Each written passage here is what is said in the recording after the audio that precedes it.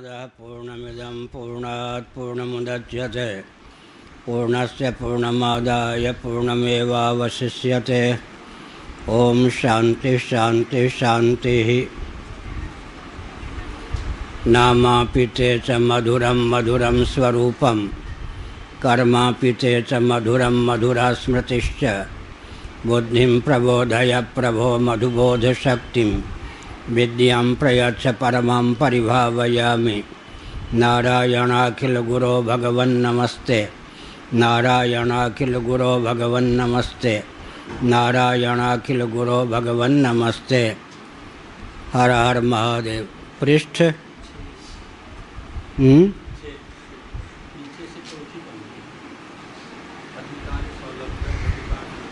ठीक है। पृष्ठ 6 आनंदगिरी टीका।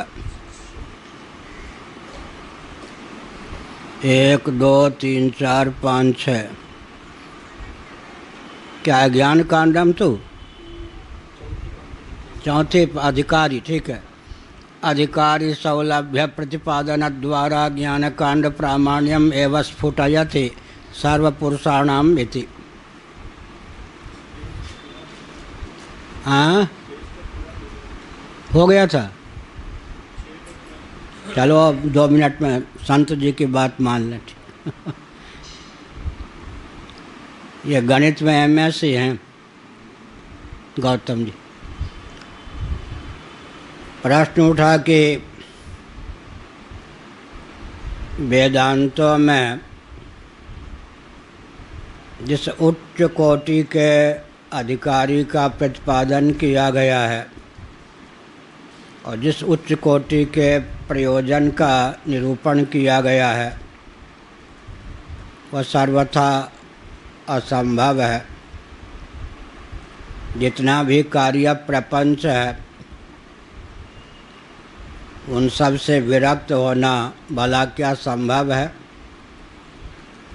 सामान्य फल फूल पर भी, धन मान स्त्री पर भी व्यक्ति का चित्त डमाडोल हो जाता है, तो ब्रह्मलोक के वैभव के प्रति क्या सचमुच में अनासक्ति संभव है। साथ ही साथ जन्म और मृत्यु की अनादि अजस्र परंपरा का आत्यंतिक उच्छेद भी क्या संभव है। ब्रह्मात्म तत्व का एकत्व विज्ञान कहा जाता है। क्या सचमुच में कर्ता भोक्ता जो जीव है सद्घन चिद्घन आनंद घन अद्वय ब्रह्म स्वरूप हो सकता है। यह सब पूर्व पक्ष प्राप्त हुआ। इसका उत्तर दिया गया कि गिने चुने व्यक्ति सही, लेकिन कार्य प्रपंच से विरक्त हो सकते हैं। अतः वेदांत को, जो कि वेदों का शिरोभाग उपनिषद है, अधिकारी की प्राप्ति हो ही सकती है। क्योंकि परीक्ष लोकान इत्यादि जो श्रुतियाँ हैं और जो कर्म का फल होता है कृतक होता है, अनित्य होता है, इस प्रकार श्रुति सम्मत जो उपपत्तियाँ हैं, युक्तियाँ हैं, उनके बल पर गिने चुने साधक कर्मोपासना के द्वारा चित्त को शुद्ध और समाहित कर वेदांत को अधिकारी के रूप में सुलभ हो ही सकते हैं। रही बात प्रयोजन की, तो सृष्टि संरचना का प्रयोजन भोग्य पदार्थों में रमण नहीं है। सृष्टि संरचना का प्रयोजन अंत में कैवल्य मोक्ष की प्राप्ति है। क्योंकि उत्क्रमण और पुनर्भव ही जीव का लक्ष्य नहीं है। असतो माँ सद्गमय तमसो माँ ज्योतिर्गमय मृत्योर माँ अमृतम गमय। इस श्रुति के अनुसार जो कुछ अनित्य है, अचित जड़ है और दुखप्रद या दुख रूप है, उससे विविक्त जो सच्चित आनंद है तद्रूप होकर मृत्यु अज्ञता और दुख पर सदा के लिए विजय प्राप्त कर स्वरूप की दृष्टि से अवस्थिति के लिए व्यक्ति उद्यत हो ही सकता है। ऐसी स्थिति में प्रयोजन और अधिकारी दोनों की प्राप्ति होने के कारण वेदांत को असफल नहीं कह सकते, निष्फल नहीं कह सकते। अर्थात अधिकारी के बिना वेदांत की प्रवृत्ति सार्थकता नहीं है, ऐसा अनर्गल प्रलाप नहीं कर सकते। पहले जो अर्थ किया होगा उससे दूसरे ढंग से अर्थ कर दिया, और क्या। अधिकारी की सुलभता के द्वारा ज्ञान कांड का प्रामाण्य स्फुट रीति से चरितार्थ है। पंक्ति का अर्थ यह हुआ, सर्वपुरुषाणाम इति अयम अर्थः। भाष्यकार भगवान के कथन का अभिप्राय है, सुखम में स्यात् दुखम मा भूत् इति स्वभावतः शास्त्रम विना सर्वेषां पुरुषाणाम अनवच्छिन्न सुखादिमात्रे अभिलाषोपलम्भात् तन्मात्रस्य च मोक्षत्वात् कामिनो ज्ञानकाण्डाधिकारिणः सुलभत्वात् तस्मिन् प्रमां स्वार्थ विषयाम् आदधत् कथम तत् अप्रमाणम इति। सुखम में स्यात् दुखम मा भूत् इति, मुझे सुख प्राप्त हो, दुख कतई बिल्कुल न मिले, ऐसी निसर्ग सिद्ध भावना बिना शास्त्राध्ययन के ही जितने जंगम प्राणी हैं उनके हृदय में ही नहीं अपितु स्थावर तरुलता गुलमादि के हृदय में भी सन्निहित है। ऐसी स्थिति में यह जो निसर्ग सिद्ध भावना जीव के हृदय में सन्निहित है, इस भावना का विषय कोई होना चाहिए। अगर हमको प्यास लगती है तो डंके की चोट से यह तथ्य सिद्ध है कि विश्व में जल का अस्तित्व है। क्या? अगर जल का अस्तित्व ही ना होता तो प्यास लगती किसी को? प्यास लगती है तो सिद्ध है कि जल का अस्तित्व है, भूख लगती है तो सिद्ध है कि अन्न का अस्तित्व है। यहाँ या वहाँ यह बात दूसरी है। सृष्टि में अगर जल होता ही नहीं तो किसी को पिपासा प्राप्त होती नहीं। सृष्टि में अगर अन्न होता नहीं तो किसी को भूख लगती नहीं। इसी प्रकार जब निसर्ग सिद्ध भावना है, सुखम में स्यात् दुखम मा भूत्, इस भावना की पूर्ति का विषय तो होना चाहिए ना कोई। और प्रामाणिक रीति से विचार करेंगे तो क्या सिद्ध होगा? हमारी चाह का विषय हमारा ही तात्विक असली वास्तव स्वरूप है। आध्यात्मिक क्रांति जीवन में लाने के लिए यह वाक्य पर्याप्त। जीवों की चाह का विषय कोई अन्य नहीं, उसी का असली वास्तविक या तात्विक स्वरूप है। मेरी चाह का विषय मैं स्वयं हूँ। तब प्रश्न उठता है कि स्वयं की प्राप्ति तो है ही, फिर चाह क्यों? अज्ञता के कारण, स्वरूप वैभव के कारण मृत्यु या दुख पर विजय प्राप्त करने की भावना है, सुख को प्राप्त करने की भावना है। लेकिन स्वरूप का अधिगम न होने के कारण हम उसे अप्राप्त समझते हैं। तो हमारी चाह का सचमुच विषय हमारा ही वास्तव स्वरूप है। और एक विचित्र बात है, अगर आत्मा सुखरूप ना हो, हमारा तात्विक स्वरूप सुखरूप ना हो, तो सुख हमारा भोग्य बनेगा। भोग्य का लक्षण क्या है? अयोग के गर्भ से प्राप्त होकर वियोग रूप गर्त में जाने वाला भोग्य होता है। अयोगास्पद, संयोगास्पद, वियोगास्पद का नाम भोग्य है ना। माता पिता के गर्भ में आने के पहले शरीर का योग था, आजकल संयोग है, आज न सही कल कभी न कभी इसका वियोग स्वयं सिद्ध है, स्वाभाविक है। तो अयोग के गर्भ से जो संयोग टपकता है वियोग रूप गर्त में जाकर समा जाता है। इसीलिए वैशंपायन जी ने क्या कहा? वियोगे दोषदर्शी यः संयोगम स विसर्जयेत असंगे संगमो नास्ति दुखम भूवि वियोगजम। हमने पूज्य गुरुदेव ने कहा, धर्म सम्राट स्वामी श्री कटपात्री जी महाभाग ने कुछ कथा वार्ता सुनाओ। रघुआ जी थे, मैं था और चिन्मय आनंद जी महाराज, और कोई नहीं। तो मैंने इस श्लोक की व्याख्या की, महाराज ने बहुत आशीर्वाद दिया। जन्मय जय को वैशंपायन ऋषि ने क्या कहा, वियोगे दोषदर्शी। प्यारी प्यारी वस्तु, प्यारे प्यारे व्यक्ति का वियोग जिसको सुहाता ना हो, भाता ना हो, उसकी बुद्धि की बलिहारी सी बात में सन्निहित है कि वह उस वस्तु या व्यक्ति के संयोग का पक्षधर न बने। संयोग का पक्षधर बनेगा तो बृहदारण्यक उपनिषद का अभिशाप लग जाएगा। बृहदारण्यक उपनिषद ने क्या कहा, प्रियम रोत्स्यति। बच्चों, प्यारी प्यारी वस्तु बटोरो, प्यारा प्यारा व्यक्ति बटोरो। उनका जब वियोग होगा तो प्यारी वस्तु रुलाएगी। प्रियम रुष्यति। एक तो प्रिय वस्तु और व्यक्ति को प्राप्त करने के लिए रोना पड़ेगा, बहुत प्रयास करना पड़ेगा। अगर वो प्राप्त हो जाएं तो वियोग होने पर उतना ही संताप होगा। प्रियम रोत्स्यति।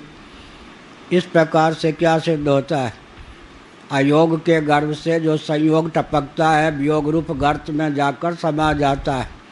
फिर आगे क्या कहा, असंगे संगमो नास्ति। वस्तु स्थिति तो यह है कि आत्मा असंग है, उसको किसी का संगम या संयोग प्राप्त ही नहीं है। फिर दुख क्यों होता है, अनर्गल मान्यता के कारण। दुखम भुवि वियोगजम। प्रिय वस्तु का जब वियोग प्राप्त होता है तो व्यक्ति को दुख मिलता है। इससे क्या सिद्ध हुआ, अगर अभीष्ट सुख हमसे दूर हुआ तब वो दुख के रूप में परिणत हो जाएगा।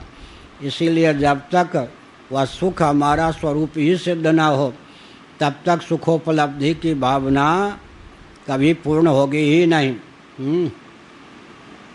तब तक सुखोपलब्धि की भावना कभी पूर्ण नहीं होगी। फिर तो ऐसे ही होगा, प्यास लगी पानी पिया,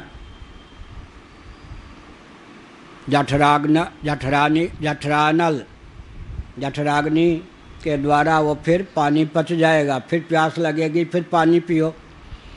व्यवहार में तो यही देखा जाता है। सदा के लिए सुख की प्राप्ति कैसे होगी, जब आत्म तत्व सुख स्वरूप ही सिद्ध हो।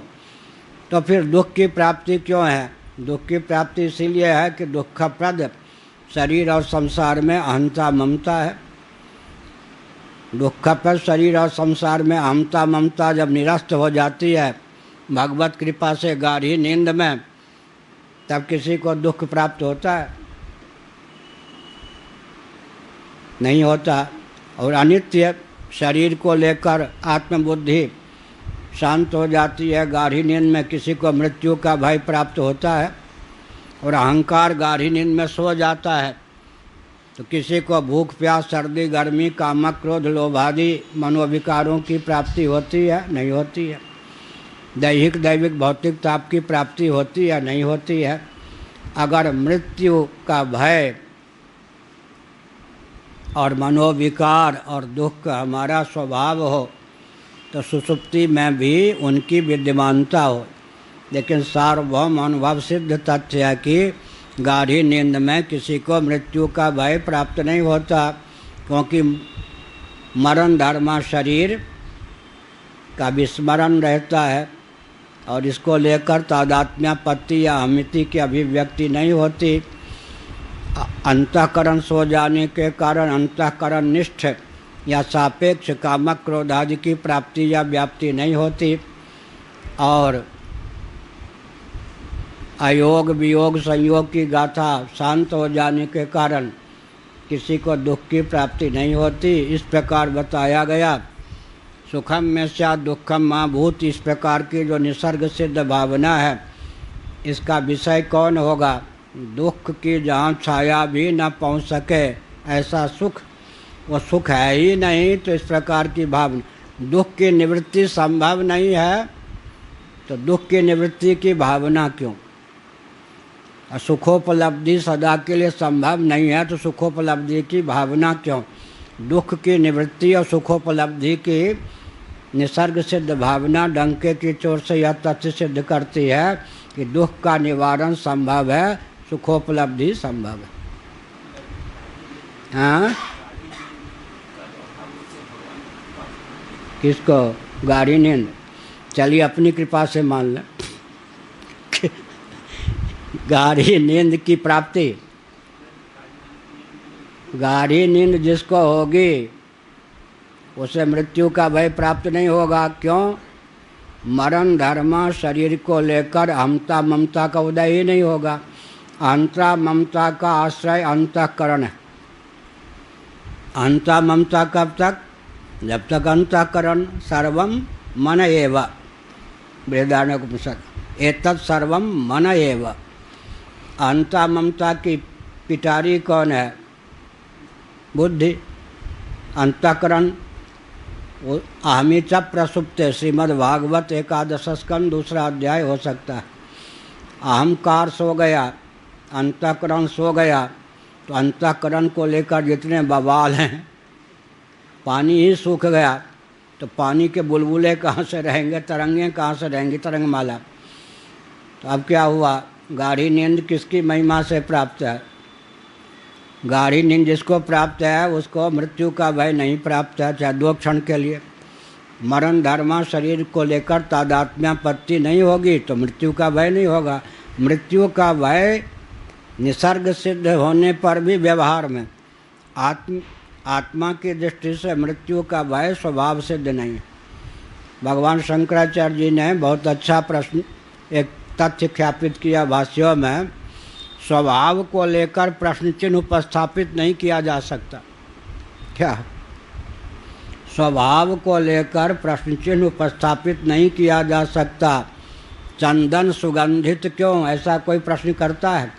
स्वभाव के विपरीत कोई चीज़ आती है तो प्रश्न चिन्ह उपस्थापित होता है, चंदन दुर्गंधित क्यों? तो कहा जाता मलिन द्रव्य के संसर्ग से चंदन में दुर्गंध की प्राप्ति होती है। घर्षणादि के द्वारा मलिन द्रव्य का अपनोदन कर देने पर स्वतः सिद्ध सौरभ की अभिव्यक्ति हो जाती है। किसी को आप पूछते हैं कि आप स्वस्थ क्यों? स्वास्थ्य अनागंतुक स्वभाव सिद्ध है, रोग आगंतुक है।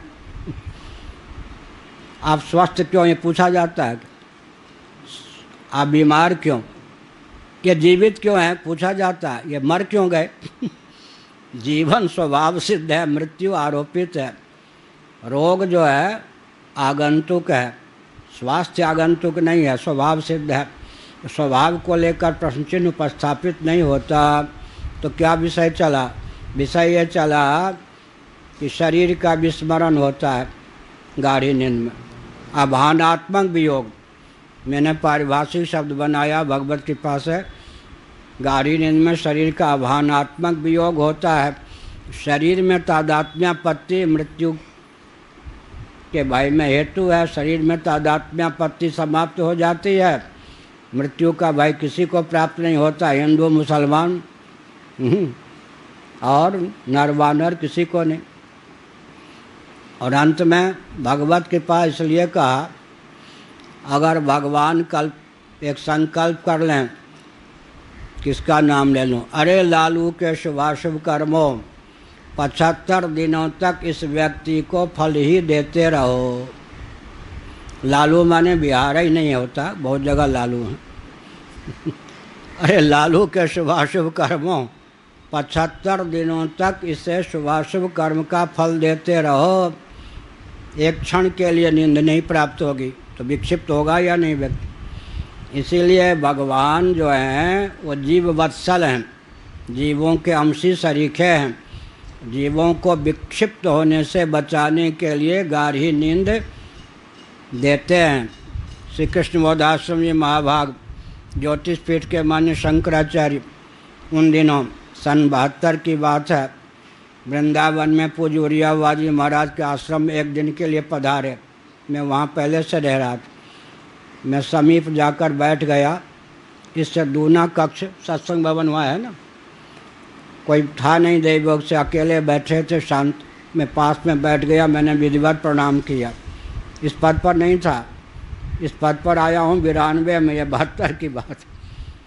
मैं कुछ पूछना चाहता था, संकोच के कारण पूछ न सका। भोले भाले महापुरुष थे, ब्रजवासी थे, ब्रज का शरीर थे। उन्होंने उल्टा ही मुझसे पूछ दिया, कहो साहब भगवान को क्या गरज पड़ी कि उन्होंने गाढ़ी नींद बना डाली। मैं चाहता तो उत्तर देता, लेकिन मेरा यह पागलपन होता। मैंने कहा, भगवान मैं आपका बालक और विद्यार्थी हूँ, आपने जो प्रश्न किया उसका उत्तर अनुग्रह पूर्वक आप स्वयं दें। 45 मिनटों तक उन्होंने उत्तर दिया। उसका सारांश केवल ये है, क्योंकि हमारे सामने पंक्तियाँ हैं। जिन जीवों को उन्होंने कहा, हमको तुमको निर्विकल्प समाधि प्राप्त करने की क्षमता प्राप्त न हो, हम तुम निर्विकल्प समाधि लगा न सकें, और कदाचित गाढ़ी नींद सुलभ न हो तो विक्षिप्त हुए बिना नहीं रहेंगे। साधनहीन प्राणियों को पागल होने से बचाने की भावना से करुणा वरुणालय सच्चिदानंद स्वरूप सर्वेश्वर ने गाढ़ी नींद प्रदान की। भगवान स्वतंत्र हैं। अगर वो संकल्प कर लें 75 दिनों तक इस व्यक्ति को कर्म के फल ही मिलते रहें, शुभाशुभ कर्म के, वो विराम को न प्राप्त हों, 75 दिनों तक नींद नहीं आएगी तो क्या दुर्दशा होगी। इसलिए भगवान का अनुग्रह समझना चाहिए। तो अगर दुख की निवृत्ति संभव नहीं है तो दुखम मां भूत, इस प्रकार की भावना क्यों है। अगर सुखोपलब्धि संभव नहीं है तो सुखम में स्यात्, इस प्रकार की भावना ही क्या है। इस भावना का विषय कौन होगा, इस भावना का विषय होना चाहिए ना। इसलिए भावना का विषय है, ये तो स्वतः सिद्ध है। शास्त्रम विना सर्वेषां पुरुषाणाम अनवच्छिन्न सुखादि मात्रे अभिलाषोपलम्भात, यह है। बिना शास्त्र के ही जितने पुरुषाणाम मन जितने जीव हैं, विशेषकर जंगम जीव, उनके हृदय में बिल्कुल धारा प्रवाह निसर्ग सिद्ध इस प्रकार का अभिलाष, इस प्रकार की भावना होती है। हिंदी वाले अभिलाषा भी कह देते हैं। इस प्रकार का अभिलाष होता। तन मात्र से च मोक्षत्वात्, बहुत बढ़िया कहा। इसी का नाम तो मोक्ष है। हर व्यक्ति तो मुमुक्षु है, प्राप्त विवेक का समादर नहीं करता, इसलिए मुमुक्षु होता हुआ भी मुमुक्षु कहा नहीं जाता, परिगणित नहीं होता। मुमुक्षा क्या है, यही तो है ना। दुखम मां भूत सुखम में स्यात्, इसी का नाम तो मुमुक्षा है। इसीलिए बहुत बढ़िया कहा, तन मात्र से च मोक्षत्वात्, इसी का नाम तो मोक्ष है। भाई समस्त दुखों का सदा के लिए आत्यंतिक उच्छेद हो जाए और सुखरूप होकर अवशिष्ट रहें, या इसी का नाम तो मोक्ष है। तो कौन व्यक्ति मुमुक्षु नहीं है। अब निरीक्षण परीक्षण नहीं करता कि हमारी भावना या चाह का विषय सचमुच में यही है जिसे हम चाहते हैं या हम स्वयं हैं। इतना अविवेक है। मुमुक्षु तो हर व्यक्ति है। क्या दुखप्रद सामग्री का वर्ण करने से, अयोगास्पद संयोगास्पद वियोगास्पद का वर्ण करने से क्या दुख की प्राप्ति से हम बचे रहेंगे और सुख की प्राप्ति होगी। चयन में गड़बड़ी है। स्वयं को वर्ण करूं या इसको वर्ण करूं, अहम को वर्ण करूं या इदम को वर्ण करूं, अहम के यथार्थ स्वरूप को वर्ण करूं या इदम को वर्ण करूं, और इदम के वास्तविक स्वरूप को वर्ण करूं या इदम को वर्ण करूं। एक टेक्निक बतावे झटपट काम बन जाए। आग में आहुति डालना बंद कर दें तो अग्नि का स्वरूप क्या होगा, आग बुझ जाएगी ना, अव्यक्त होकर शेष रहेगी। इदम में पंच इदम के आगे कुछ जोड़ना बंद कर दें, या लोटा या सोटा या मलाई या खटाई, इदम में आहुति डालना छोड़ दें। पंचभूतादि को लेकर, गृह इत्यादि को लेकर और अहम में आहुति डालना छोड़ दें, अहम मनुष्य इत्यादि रूपेण, तो आप बताइए इदम कहाँ चला जाएगा, अहम कहाँ जाएगा? दोनों में भेद रहेगा या दोनों अभिन्न होकर स्थित रहेंगे? क्या? हाँ, तो हो गया ना। एक एक मिनट में मोक्ष का मार्ग प्रशस्त हो जाए। आजकल लगवाते हैं ना, क्या कहते हैं, मजमा लगाते हैं ना। मजमा। एक हंस वाले बाबा आते थे तिबिया कॉलेज में जब मैं था, तो अजमल खां पार्क में बहुत बढ़िया सत्संग का स्थान था वो। 2500 जगह कथा रोज होती थी शाम को। वो महात्मा 1 महीने के लिए आते थे ऋषिकेश। वो कहते थे देखो बस दिव्य चक्षु देता हूँ ये सब। तो प्रश्न क्या है? मजमा 1 सेकंड में दिव्य चक्षु दे दूंगा, 1 मिनट में, फीस इतनी है, ऐसा कहते। तो हम लोग चाहें तो हजारों व्यक्ति लट्टू हो जाएं अगर वेदांत को इस ढंग से सुगम कर दें तो। क्या? इदम में आहुति डालना बंद कर दीजिए। हमारा जो पहला ग्रंथ है अध्यात्म रहस्य, उसमें यह प्रक्रिया दी गई है। तब तक मैंने पूज्य गुरुदेव से इन ग्रंथों को नहीं पढ़ा था, वो पहला ग्रंथ। इदम में आहुति डालना बंद कर दीजिए, इदम रह जाएगा। और अहम में मैं मनुष्य हूँ, सुखी हूँ, दुखी हूँ, दृष्टा हूँ, श्रोता हूँ, मनता हूँ, 5 कोशों को लेकर आहुति डालना बंद कर दीजिए, अहम रह जाएगा और दोनों में भेद रह जाएगा। इसीलिए इदम वर्णीय है या अहम वर्णीय है, अथवा वर्ण का विषय इदम का वास्तव स्वरूप और अहम का वास्तव स्वरूप है। भावना बिल्कुल समादर योग्य है। क्या? दुख न मिले सुख मिले। अब भूल क्या होती है? जहाँ से दुख ही मिलना है उसी का वर्ण करता है, और जहाँ से सुख ही मिलना है उसका वर्ण नहीं करता। पहचान नहीं है, परख नहीं है, और परख होने पर भी प्राप्त विवेक का समादर नहीं है।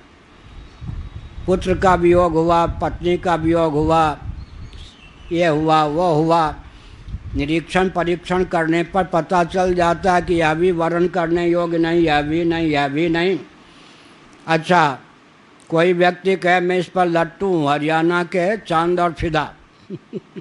वो मंत्री हरियाणा का चांद और फिदा, उससे कितना भी कामासक्त क्यों न हो, एक वाग वज्र का प्रयोग कीजिए, वो काम ही नहीं रहेगा।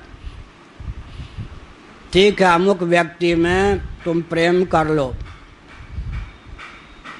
लेकिन प्रेम वापस लेने की भावना कभी न उदित हो तो प्रेम करो, एक शर्त मान लो। हो सकता है जगत में कोई ऐसी वस्तु है, चाहे स्वर्ग हो चाहे नरक की बातें छोड़ दें, मर्त्य लोक, जिसमें प्रेम करके प्रेम को वापस लेने की भावना ना हो, या कोई ऐसा विषय है जिसको स्थिर प्रेमास्पद हो सके? संभव है? कोई ऐसा शब्द है जो स्थिर प्रेमास्पद हो सके? कोई ऐसा स्पर्श? कुछ नहीं ना। तो कहते जितना प्रेम करना हो कर लो, मेरी एक शर्त मान लो, प्रेम वापस लेने की भावना ना हो। रोजा ही होगी गाढ़ी नींद का जब बेग आएगा तो। पत्नी उधर, पति उधर, जेवर उधर, नोटों के बंडल उधर, गिनते रहो, मर जाओगे। रोजा ही होता है या नहीं? रोज ही अनात्म वस्तुओं से प्रीति को वापस लेने की भावना जगती है, तभी तो नींद की आवश्यकता है। इसका अर्थ क्या हुआ? ये हो गया। तो इसी का नाम तक एतावन मात्र से च मोक्षत्वात्, अरे इसी का तो नाम मोक्ष है कि हाँ, या लोटा है या डोर है या सोटा है या भवन है या खोटा है या अच्छा है, या पृथ्वी है या जल है या तेज है या वायु है या आकाश है, खालिस प्योर इदम किसी की दृष्टि का विषय बनेगा? इदम रह जाएगा, उचट के कहाँ चला जाएगा? और अहम में आहुति मत दीजिए। स्थूल शरीर को लेकर ब्राह्मण हूँ, गोरा हूँ, नाटा हूँ, ऐसा हूँ, काना हूँ, कुंवर हूँ, भव्य हूँ, भी सुंदर हूँ। वाणी को, वाक को लेकर वक्ता हूँ, सोच को लेकर श्रोता हूँ, नेत्र को लेकर दृष्टा हूँ, रसन को लेकर रसयिता हूँ, घ्राण को लेकर घ्राता हूँ, प्राण को लेकर प्राणी हूँ, मन को लेकर मनता हूँ, बुद्धि को लेकर बोधा हूँ, चित्त को लेकर स्मरता हूँ, और अहंकारी हूँ, अहंकार को लेकर हो गया ना, यहाँ तक कि सुख को लेकर सुखी हूँ, दुख को लेकर दुखी हूँ, मोह को लेकर मोही हूँ, काम को लेकर कामी हूँ, क्रोध को लेकर क्रोधी हूँ, लोभ को लेकर लोभ। हाँ क्या व्यवहार, व्यवहार की उत्पत्ति के लिए है या परमार्थ की सिद्धि के लिए? प्रश्न ये है, व्यवहार व्यवहार की उत्पत्ति के लिए है या परमार्थ की सिद्धि के लिए? व्यवहार में ही रचे पचे रहेंगे या व्यवहार का उपयोग परमार्थ की सिद्धि के लिए करेंगे? रिटायर हो जाने पर भी अध्यापक बन जाएंगे। व्यवहार व्यवहार के लिए है क्या? सुनिए मनुस्मृति का वचन, निवृत्तिस्तु महाफला। प्रवृत्ति प्रवृत्ति के लिए है, इसी का नाम भौतिकवाद है। प्रवृत्ति तब सार्थक है जब उसके गर्भ से निवृत्ति निकल आवे, और निवृत्ति तब सार्थक है जब उसके गर्भ से निर्वृत्ति। कृषिर्भूवाचक शब्दोर्णश्च निर्वृत्तिवाचक परमानंद स्वरूपा मुक्ति की अभिव्यक्ति हो आवे। प्रवृत्ति का पर्यवसान अगर निवृत्ति में नहीं हुआ तो प्रवृत्ति निरर्थक। जितने ये भौतिकवादी हैं और कहने को अध्यात्मवादी, सबका जीवन खाक व्यर्थ, क्योंकि वो प्रवृत्ति ऐसी अपनाते हैं जिसका पर्यवसान निवृत्ति में हो ही नहीं। उस गति के सिरोही जी क्या होगी गति? उस गति की क्या गति होगी जिस गति का पर्यवसान गंतव्य तक गमन में स्थिति में न हो? गति के गर्भ से गति निकलती जाए तो गति की दुर्गति मानी जाएगी या सार्थकता? इसलिए जितने भौतिकवादी हैं उनको चुनौती है हम लोगों की ओर से, प्रवृत्ति का पर्यवसान तुम प्रवृत्ति में निवृत्ति में कर ही नहीं सकते। इसलिए निवृत्तिस्तु महाफला। प्रवृत्ति का प्रारंभ उस ढंग से करें कि उसका पर्यवसान समय पर निवृत्ति में हो। उदाहरण के लिए हेलीकॉप्टर को, हवाई जहाज को पृथ्वी पर चलाया, लक्ष्य क्या है? नभो मार्ग से गंतव्य तक पहुंचना। अब चलाया क्यों? पृथ्वी को छोड़ने के अनुकूल बल और वेग यान को प्राप्त हो सके, या पृथ्वी पर चलाने के लिए? पृथ्वी पर चलाया। अच्छा वो देखा है ना, दर्जी जो सीते हैं ना वस्त्र, जब कपड़ा सीते हैं उसको कुछ कुर्ता आदि बनाते हैं तो धागा खत्म होता जाता है या बढ़ता जाता? खत्म होता जाता ना। इसी प्रकार से प्रवृत्ति का वेग खत्म होता जाए, इसलिए प्रवृत्ति है। या प्रवृत्ति में अच्छा एक बार रील को भरते हैं, दूसरे धागे से क्या करते हैं, ऐसे उल्टा चलाते हैं, क्या होता है? फिर वो भरता जाता है। और यूँ कपड़े के बुनने में, कुर्ता आदि के बुनने में उपयोग करते हैं तो धागा होता है या नहीं? इसी प्रकार से प्रवृत्ति का पर्यवसान निवृत्ति में कब हो? प्रवृत्ति का प्रारंभ शास्त्रीय विधा से हो। वर्णाश्रम की व्यवस्था क्यों है? प्रवृत्ति के गर्भ से निवृत्ति निकल आवे, हो गया। इसी का नाम तो मोक्ष है। अब अंतर क्या है? अंतर यह है कि जिसका वर्ण करने पर दुख ही मिलना है, सुख के नाम पर उसी का वर्ण करते हैं, और जिसका वर्ण करने पर दुख का उच्छेद होना है उसका वर्ण नहीं करते। वर्णीय का वर्ण न करना यह तो ठीक, यही तो अपराध है ना, प्रमाद है। बाकी तो सब ठीक ही है। समग्र दुखों की आत्यंत की निवृत्ति और परमानंद की समुपलब्धि का नाम क्या है? मुक्ति है। तो हर व्यक्ति तो मुमुक्षु है। मुमुक्षु में क्या हुआ? इसके लिए रामायणी क्या उदाहरण देंगे? बेचारा कौवा घबरा के आ गया, जयंत इंद्र का पुत्र कौवा बन के, वायस बन के आया। नारद जी ने कहा कि शरणागत हो जा, जिनके अपराध किया उन्हीं के प्रति। तो वो आ गया राम जी के प्रति। राम जी मारे बिना नहीं रहेंगे, मारना उद्देश्य होता तो मार दिए होते। जिनकी पत्नी के प्रति अपराध किया उन राम जी के प्रति शरणागत हो जा। बेचारा बेहवल था, मुंह हो गया उधर की ओर और पूँछ हो गए राम जी के पाँव की ओर। भगवती सीता ने देखा शरणागति तो नहीं बनी, सन्मुख तो हुआ ही नहीं। अब भगवती सीता ने क्या किया, ऐसा उठा लिया और राम जी देखते हुए भी बिल्कुल नहीं कुछ बोले, मुख कर दिया राम जी के चरणों की और पूछ कर दिया उधर। फिर कहा, आर्य यह दास आपका भले ही मेरा अपराध किया हो आपके चरणों में समर्पित है, इस पर कृपा होनी चाहिए। भगवान राम ने कहा कि मेरा बाण तो अमोघ है, तो कुछ समझौते की बात हो, एक आँख ले लें जान न ले। तो हमारे पूज्य गुरुदेव कहते थे, देखो जगत जननी की विद्यमानता थी इसीलिए रक्षा हो गई अपराधी की भी। और बाली इत्यादि की आई रक्षा नहीं हुई क्योंकि उस समय सीता जी वहाँ नहीं थी। तो क्या हुआ, सन्मुख।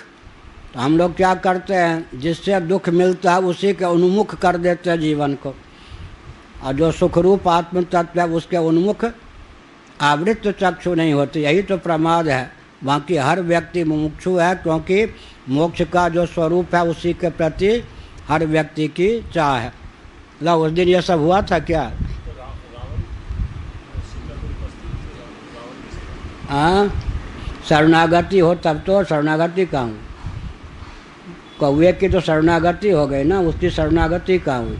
शरणागति होती तो भगवान उसको भी क्षमा कर देते। हाँ, अब हो गया। तस्मिन् प्रमाण स्वार्थ विषयाम आदधत कथम तत् अप्रमाणम। इस प्रकार की जो प्रमा का उदय होता है, यथार्थ विज्ञान का उदय होता है, उसमें प्रमाणभूत कौन है? वेदांत। वेदांत का आश्रय लेंगे। आत्मा वारे द्रष्टव्य है, श्रोतव्य, मंतव्य, निधिध्यासितव्य है, तब उस प्रकार की प्रमा होगी। इसलिए वेदांतों का प्रामाण्य जोरदार शब्दों में सिद्ध कर दिया कि इन्होंने आनंद गिरि जी ने भगवान शंकराचार्य के भाव को। अब आगे की पंक्तियां बहुत कठिन हैं। पूरे पूर्व मीमांसा को लाकर दो चार वाक्यों में आनंद गिरि ने ढाल दिया।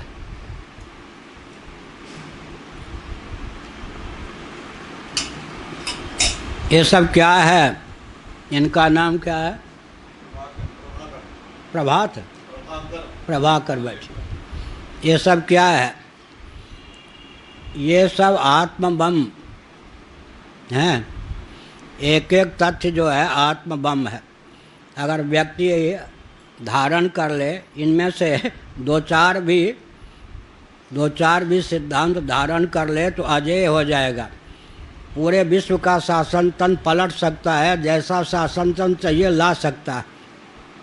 कमी यह है कि इस विद्या के जिज्ञासु नहीं, दो चार व्यक्ति भी, एक व्यक्ति भी, दो व्यक्ति भी, इस विद्या के विलोप के कारण ही भारत की दुर्दशा है। अंग्रेज़ों की कूटनीति यही थी कि यह विद्या इनके यहाँ से लुप्त हो जाए, पठन पाठन की परंपरा। नहीं तो इन सब को जानने वाला आत्मबम होगा, उसके सामने कौन टिक सकता है? कोई नहीं टिकेगा। ननु वेदस्य कार्य परतया प्रामाण्यात् कर्म कांडवत् कांडांतरस्यापि कार्य परतया प्रामाण्यम इष्टव्यम इति नेत्याः दृष्ट विषय इति। वो जो आप लोगों ने इष्ट करवाया था यहाँ और वहाँ, वो नहीं, दृष्ट विषय, दृष्ट विषया है, यही पाठ ठीक है। उस दिन में मैंने कहा था कि इष्ट नहीं, यहाँ दृष्ट शब्द ही होना चाहिए, अब वही उचित है। आनंद गिरि ने भी दृष्ट शब्द का प्रयोग किया है, भाष्य में भी इष्ट नहीं दृष्ट शब्द का ही प्रयोग है, छपा भी ऐसे ही। अब यह पूर्व पक्ष बहुत जोरदार है। वेदस्य कार्य परतया आमनायस्य क्रियार्थत्वात् अनर्थक्यम अतदर्थानाम।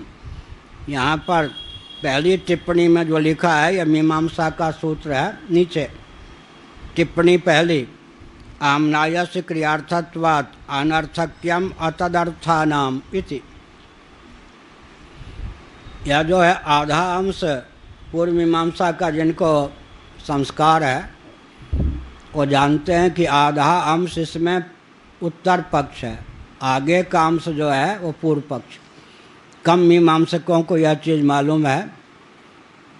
आधा अंश तो उभय सम्मत उत्तर पक्ष है, आधा अंश जो अंतिम चरण है इस सूत्र का वो पूर्व पक्ष है।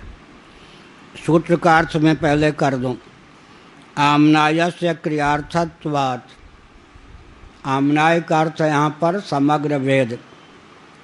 जितने वेद हैं वे सब के सब, या मंत्र ब्राह्मणात्मक समग्र वेद, या ऋक् यजुः साम अथर्व संज्ञक समग्र वेद क्रिया में प्रयुक्त और विनियुक्त होने के कारण वेदों का वह अंश या भाग जो क्रिया में विनियुक्त या विनियुक्त नहीं है वो निरर्थक है। अर्थात वेद का कोई भी ऐसा अंश नहीं जिसका उपयोग और विनियोग यज्ञादि क्रिया के संपादन में न हो। एक प्रकार का अर्थ ऐसा है। यहाँ इसी प्रकार का अर्थ लेकर आनंद गिरि जी महाभाग ने विचार किया है। दूसरा जो अर्थ यह है, आम्नायस्य क्रियार्थत्वात्, इतना उत्तर पक्ष। पूर्व मीमांसा की दृष्टि से जो वेद है वो क्रिया माने यज्ञादि कार्य, उसकी निष्पत्ति में क्रियार्थ है। पूरा वेद क्रिया की निष्पत्ति में प्रयुक्त और विनियुक्त है, अर्थ हो गया।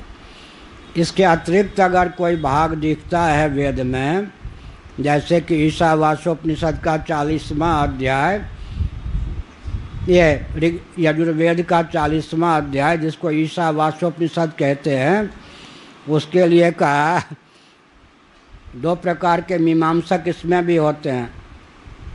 एक का कहना है कि 100 एकड़ भूमि का कोई अधिपति हो, उसमें 1 एकड़ मान लीजिए ऊसर हो, बंजर हो।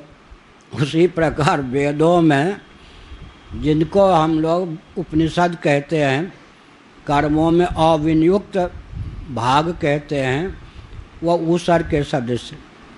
तब तो व्यर्थ हो गए, तो कहते व्यर्थ इसलिए नहीं है क्योंकि एक दिन हमने बताया था स्वाध्यायोध्येतव्यः, स्वाध्यायोध्येतव्यः, ब्राह्मण क्षत्रिय वैश्य के लिए यह विधि प्राप्त है। अपनी शाखा के वेद का अध्ययन करने पर ही ब्राह्मणत्व, क्षत्रियत्व या वैश्यत्व की रक्षा होती है। इस विधि के बल पर जिसको हम लोग उपनिषद कहते हैं वो वेद भाग भी अध्ययन का विषय बनता है। उसको ऊसर समझकर, बंजर समझकर, निरर्थक समझकर अगर वेद पाठ नहीं करेंगे तो अपूर्व की धर्म की निष्पत्ति नहीं होगी। अतः ईशावास्यम इत्यादि का कोई भी अर्थ नहीं है। सावर मंत्र जैसे होते हैं उनका कोई अर्थ नहीं होता, लेकिन उनका प्रयोग करने पर अभीष्ट फल की प्राप्ति होती है। क्या सावर मंत्र का अर्थ कुछ नहीं होता, लेकिन वो सिद्ध इसलिए होते हैं कि उनका पाठ करने पर, अनुष्ठान करने पर अभीष्ट फल की प्राप्ति होती है। सिरवा, एक दिन मैंने कहा था, सिरवा रे सिरवा तो हर बेगम कहाँ सिरवा, सठे सिरवा पर गए कालग लागे मुखे बोल घर खेले का माल बेमाल, घरवा येते मानुष खेले उठकर विश्राम, सत्य धर्म तो पूछूं, सापिन सर्पा की तोर नाम, हाथ चले हाथानी चले, वास विश्व नारी चले आदि। इसका अर्थ जिसने मुझे बताया उनको भी नहीं मालूम था, मुझे नहीं मालूम, मैं किसी को नहीं मालूम। लेकिन सावर मंत्र सर्प का भी सट जाता है। सिरवा रे सिरवा तुहर बेगम कहाँ सिरवा, सठे सिरवा पर गए कालक लागे मुखे बोल, घर खेले का माल बेमाल, घरवा येते मानुष खेले उठकर विश्राम, सत्य धर्म तो ही पूछो, सापिन सर्पा की तोर नाम, हाथ चले हाथानी चले, वास विश्व नारी चले। 4 चरणों में था, अब इतना ही याद है। इसका मतलब क्या, सावर मंत्र है। सावर मंत्र अर्थ नहीं होता, लेकिन सार्थक इसलिए है। वहाँ सिरवा रे सिरवा का अर्थ नहीं लगाना, सार्थक इसलिए है कि जिस प्रयोजन से इस मंत्र की रचना की गई शिव जी के द्वारा या जिन सिद्ध महापुरुष के द्वारा, उस प्रयोजन की सिद्धि में समर्थ है। इसी प्रकार ईशावास्यम इत्यादि का कोई अर्थ नहीं होता। मीमांसकों का एक वर्ग कहता है। तब फिर वो क्या है, स्वाध्यायो ध्येतव्य, इस विधि के अनुसार अध्ययन का विषय बनता है। अध्ययन नहीं करेंगे तो वेद पाठ का फल नहीं मिलेगा। अपूर्व के निष्पादन में, अपूर्व की निष्पत्ति में, जिसको हम उपनिषद कहते हैं, जो मंत्र कर्मों में अविनियुक्त हैं या ब्राह्मण, उनका पाठ करने पर अदृष्ट फल की प्राप्ति होती। दूसरा पक्ष है कि भाई इतना अत्याचार, इतना कठोर मत बनो, ऊसर नहीं है, इनका भी अर्थ है। क्योंकि पद पदार्थ क्या, ये जो होता है ना, कचटप कह देंगे, कचटप माने जब अगर द बोल दिया, अब अक्षरों का समुदाय तो बन गया, लेकिन इसका नाम वाक्य तो नहीं बनेगा। क का भले ही कुछ अर्थ होता हो, कचटप जब अगर द स बोल दिया, अब ये कोई वाक्य रचना हो जाने पर भी इसका नाम क्या, शब्द समूह या वाक्य तो नहीं होगा, अर्थ नहीं बनेगा। तो कहते हैं कि ऐसा मत कहो, ईशावास्यम पद पदार्थ का अनुसंधान करोगे तो अर्थ निकलता है। इसलिए इतना कठोर मत बनो कि बिल्कुल अर्थ होता ही नहीं इनका, केवल पाठ में विनियुक्त हैं, सावर मंत्र की तरह मत बानो। तब फिर कहते हैं अर्थवाद परक वचन है। इसका मतलब सावस मेरे शेर, सावस मेरी रानी, सावस मेरे राजा। अब बेटा बेटी को शेर कह दिया, राजा कह दिया, रानी कह दिया, अर्थवाद है, बढ़ चढ़ के प्रशंसा है। अर्थात कर्ता भोक्ता ही आत्मा है, उसे अपहत पापमा शुद्ध बुद्ध मुक्त कहकर जो बताया गया वो कर्ता की स्तुति में प्रयुक्त है। क्या, कर्ता की स्तुति में प्रयुक्त। ईश्वर परक जो वचन होते हैं वो भी क्या है, वास्तव में अर्थवाद हैं। ईश्वर नामक कोई तत्व नहीं है, पूर्व मीमांसक कहेंगे। सृष्टि की उत्पत्ति यज्ञ के लिए, द्रव्य की सिद्धि के लिए है, उसमें सृष्टा के रूप में ईश्वर का वर्णन किया गया है, वो भी वास्तव में क्या है, अर्थवाद है।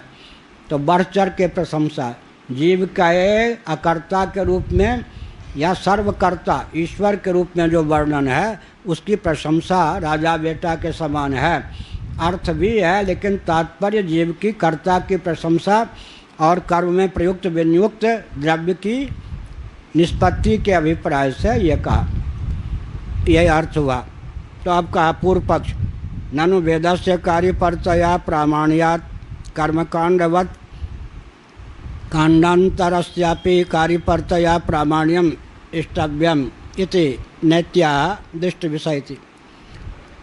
समग्र वेद ही जब कार्यपरक हैं और तभी उनका प्रामाण्य है, जो कार्य में प्रयुक्त और विनियुक्त नहीं तो उसका प्रामाण्य भी नहीं होगा। तो कर्मकांड के समान जो कांडांतर्गत, कांडांतर है माने ज्ञान कांड जिसको आप लोग कहते हो, वो भी क्या है, कार्यपरक है।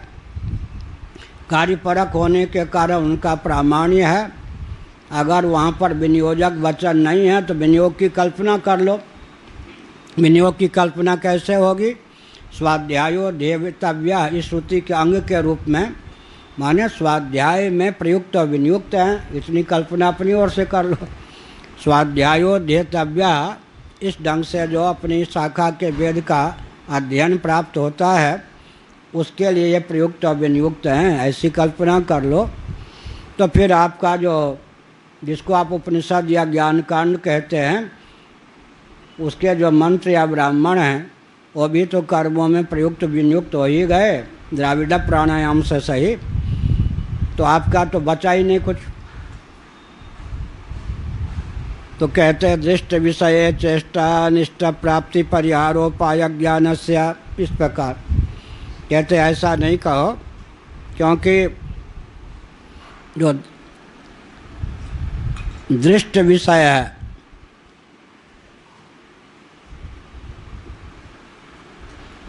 उसको लेकर भी इष्ट की प्राप्ति अनिष्ट के निवारण की बुद्धि बनती है। प्यास लगी, अब प्यास लगी तो अनिष्ट है, प्यास की निवृत्ति हमको अभीष्ट है। प्यास की निवृत्ति अभीष्ट है तो प्रत्यक्ष अनुमान के द्वारा बच्चा क्या समझता है कि कोई ऐसी चीज़ होती है जो पानी पीने से निवृत्त हो जाती है, वैसी चीज़ मुझे भी प्राप्त हुई है प्यास, तो मैं भी पानी पी के उसको निवृत्त कर दूँ। ठीक है, तो अब इसके लिए शास्त्र की जरूरत नहीं है। क्या है, साध्य बाध्य बाधक भाव साजाती में हो जाता है। प्यास लगी, प्यास भी प्रत्यक्ष है, पानी भी प्रत्यक्ष है, प्यास भी तो अप्रोक्ष है या नहीं। जिसको प्यास लगेगी, प्यास तो साक्षी भास है या नहीं। प्यास भी प्रत्यक्ष है, उसका साधन निवारण, प्यास की निवृत्ति का साधन जल भी प्रत्यक्ष है। तो पानी पीने पर प्यास की निवृत्ति होती है, इसमें हमको शास्त्र मानने की कोई आवश्यकता नहीं है। क्या है, ये तो बाध्य बाधक भाव साध्य साधन भाव हमको प्रत्यक्षानुमान प्रमाण के द्वारा बिना शास्त्र के ही प्राप्त हैं। भूख लगने पर भोजन करते हैं, भूख की निवृत्ति हो जाती है। ऐसे ही सर्दी लगने पर शीत के निवारण के लिए गर्म वस्त्र या आग इत्यादि का उपयोग करते हैं, शीत का निवारण हो जाता है। गर्मी की प्राप्ति होने पर हम वृक्ष की छाया, भवन, आजकल की दृष्टि से क्या कहेंगे, कूलर आदि का आलम्बन लेते हैं। इसमें कहा कि आगम प्रमाण की आवश्यकता नहीं है। साध्य साधन भाव या बाध्य बाधक भाव की सिद्धि प्रत्यक्षादितर प्रमाणों के द्वारा ही हो जाती है। इसके लिए आगम को ढूंढने की आवश्यकता नहीं है। जहाँ पर प्रत्यक्षादि इतर किसी प्रमाण की गति न हो, उस तथ्य की सिद्धि के लिए आगम की उपयोगिता है। हनुमान प्रसाद पोद्दार जी कल्याण के संपादक, जब पूज्य स्वामी अखंडानंद सरस्वती जी महाभाग गृहस्थाश्रम में संतनु द्विवेदी, शांतनु उन्होंने संतनु रखा था उनके आदि। विश्वामित्र को जैसे विश्वमित्र लोग कह देते हैं, नहीं लोग भ्रम न हो जाए कि अमित्र। विश्वामित्र शब्द शुद्ध है, लेकिन विश्व के अमित्र का भ्रम न हो जाए। ऐसे ही स्वामी अखंडानंद जी महाराज के बचपन का नाम पितामह आदि ने रखा था शांतनु द्विवेदी, शांतनु द्विवेदी। तो उनको हनुमान प्रसाद कल्याण में संपादक विभाग में थे। हनुमान प्रसाद पोद्दार जी कहा करते थे, द्विवेदी जी, पंडित जी, विशेषांक छपना है, जितने विषयों पर लेख चाहिए नहीं आए। कुछ लेख ऐसे हैं जो स्तर के नहीं हैं। यद्यपि हाथी से हल नहीं जुतवाया जाता, आपका स्तर बहुत ऊंचा है, लेकिन काम तो करना ही है, आखिर विशेषांक तो निकालना ही है। जिन विषयों पर निबंध की प्राप्ति नहीं हुई, स्तर के निबंध की प्राप्ति नहीं हुई है, कृपा करके उन सब विषयों पर आप ही निबंध लिख दें। हाथी से हल नहीं जुतवाया जाता, लेकिन और कोई उपाय न होने के कारण अगत्या यह दायित्व मैं आपको दे रहा हूँ। यह संस्मरण भी स्वयं अखंडानंद महाराज ने ही हम लोगों को बताया। इसी प्रकार से शास्त्र का प्रयोग तो वहाँ होगा ना जहाँ इतर प्रमाणों की गति न हो। क्या इतर प्रमाणों की जहाँ गति है, जैसे अग्नि हिम का भेषज है, आग जो है सर्दी की दवा है। अगर श्रुति कहे कि अग्नि जो है हिम का भेषज है, तो ये तो अनुवादिका श्रुति हो गई ना, उसका स्वतंत्र प्रामाण्य नहीं हुआ, क्योंकि यह तो प्रत्येक प्रमाणांतर से अधिगत विषय है, उसी का श्रुति ने ख्यापन कर दिया। श्रुति भी तो अनुवादिका भी तो श्रुति होती है। जैसे अग्नि के हिम भेषज दवा है, हिम माने हिम के दवा है कि अग्नि, हिम माने सर्दी की दवा है, अग्नि उष्णता अग्नि की, हिम की दवा है, सर्दी की दवा है। तो प्रत्यक्ष प्रमाण से नवारे सर्वस्य कामाय सर्वम प्रियम भवति, आत्मनस्तु कामाय सर्वम प्रियम भवति। यह तो प्रत्यक्षानुभूति के बल पर सिद्ध है। अन्यों में प्रेम अन्यों के लिए नहीं होता, अपने लिए होता। इन सब श्रुतियों को क्या कहते हैं? अनुवादिका श्रुति। अनुवादिका श्रुति का स्वतंत्र प्रामाण्य नहीं होता, इसलिए स्वतंत्र रव का नाम श्रुति है। क्या? रव माने ध्वनि। स्वतंत्र रव का नाम श्रुति है। प्रमाणांत से अनधिगत और अबाधित विषय का अगर विज्ञान वेदों के द्वारा होता है, उसमें वेदों की अपूर्वता मान्य है। उसका नाम है स्वतंत्र रव। शिव पुराण के अनुसार अगर हम बोलें तो ब्राह्मणों में कौन उत्कृष्ट है? ब्राह्मण ब्राह्मण, विशेषण भी ब्राह्मण, विशेष भी ब्राह्मण, ब्राह्मण ब्राह्मण। दूसरा ब्राह्मण क्षत्रिय ब्राह्मण, विशेष नहीं बदलेगा, विशेषण बदल जाएगा। जब तक ब्राह्मण कुल में जन्म है, अंतिम सांस तक सब में भी जाति रहेगी। सबका स्पर्श करे कौन न करे न करे, वहाँ भी जाति रहेगी। ब्राह्मण ब्राह्मण एक नंबर का ब्राह्मण भी है, और ब्राह्मणोचित शील सौजन्य कर्म भी है, सोने में सुगंध। एक नंबर का क्षत्रिय कौन है? क्षत्रिय क्षत्रिय क्षत्रिय है जन्म से, और तदनुकूल स्वभाव भी है, प्रभाव भी है, कार्य भी है। वैश्य वैश्य वैश्य कुल में जन्म भी है, तदनुकूल कर्म भी है। शुद्ध शुद्ध शुद्ध कुल में जन्म भी है, तदनुकूल सेवा परायण भी है। अब नंबर 2 के 3 के 4 के कौन होंगे? ब्राह्मण क्षत्रिय ब्राह्मण, मिलिट्री आदि में काम कर रहे, तो क्या हो गया? क्षत्रिय ब्राह्मण। ब्राह्मण तो रहेंगे, विशेषण बदल गया।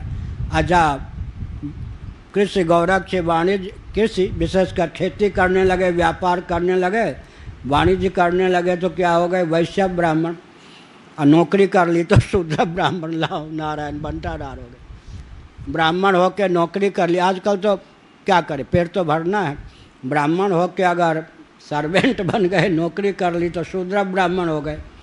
ऐसे क्षत्रिय में, अब क्षत्रिय तो हैं क्षत्रिय क्षत्रिय, और क्या होगा? वैश्य कोटि का क्षत्रिय, शुद्ध कोटि का क्षत्रिय, और वसुदेव जी हो गए अरुआ जी।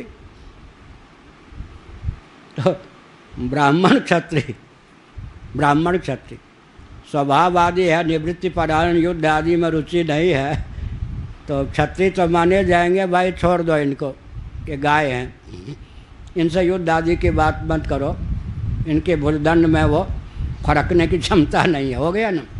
इसी प्रकार से श्रुति श्रुति श्रुति श्रुति उसका नाम है स्वतंत्र रव, अर्थात प्रमाणांतर से अनधिगत अबाधित तथ्य का प्रतिपादन जब श्रुति के द्वारा होता है, तब श्रुति को स्वतंत्र रव से युक्त माने श्रुति श्रुति। उस श्रुति का बहुत बड़ा महत्व है। अब कहते हैं दृष्ट विषय, तो जहाँ दृष्ट विषय से ही साध्य साधन भाव का ग्रहण है, वहाँ वेद की क्या आवश्यकता। लेकिन इसमें जानना चाहिए, दृष्ट विषय से साधन ये विशेष ध्यान रखना है। ये सब चीज़ें सब जगह नहीं मिलती। मैं अपनी प्रशंसा नहीं कर रहा, लेकिन सावधान रखने के लिए कहता हूँ। कल्याण के आजकल जो संपादक हैं, उन दिनों संपादक पद पर नहीं थे। राधे श्याम खेमका जी पूज्य गुरुदेव के पास आ गए। महाराज का स्वास्थ्य खराब था, बोलने की स्थिति नहीं थी, लेकिन उनको मालूम नहीं था इतना स्वास्थ्य खराब है। उस समय मैं था, चिन्मयानंद जी महाराज, तीसरे आ गए यही राधे श्याम खेमका जी। काशी की बात। पूज्य गुरुदेव से कहा, महाराज पंचकोश क्या है? महाराज ने मेरी ओर देख के कहा पंचकोश। मैं नहीं समझा कि मुझे कह रहे कि तुम कहो। मैं तो जानता था महाराज की कमजोरी बहुत। पंचकोश, फिर भी नहीं समझाता।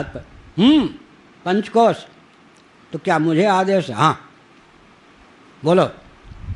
45 मिनट तक बच्चों की तरह मैं बोलते ही चला गया पंचकोश पर।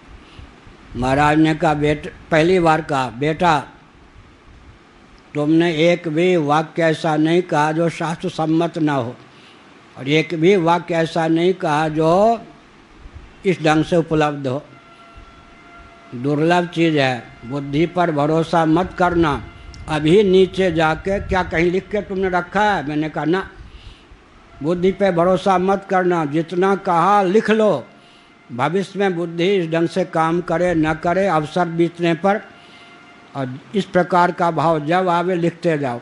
तो महाराज ने फिर आते ही पूछते थे, क्या ग्रंथ चल रहा है? ग्रंथ तुम्हारा होना चाहिए, छपना भी चाहिए। मेरे पास धन होता तो तुम्हारे ग्रंथ पहले छपवाता, ये भी कहते थे मेरे। इसका मतलब क्या है?